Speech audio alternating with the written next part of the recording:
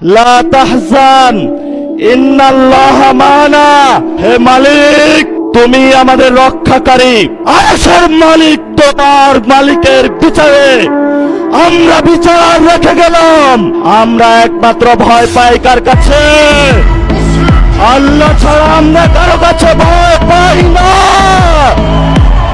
হে মালিক, তুমি আমাদের রক্ষাকারী, তুমি আমাদের রিজিক দাতা।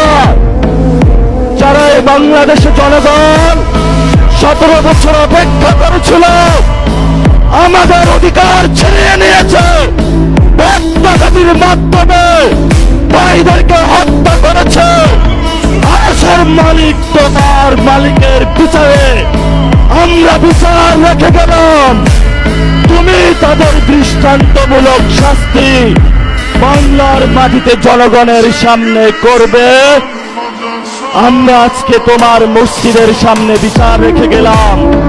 বাংলাদেশের মানুষ হতাশ হবেন না। লা তাহজান ইন্নাল্লাহা মানা। আল্লাহ আমাদের সাথে আছেন, শক্তিমান, ভয় নাই।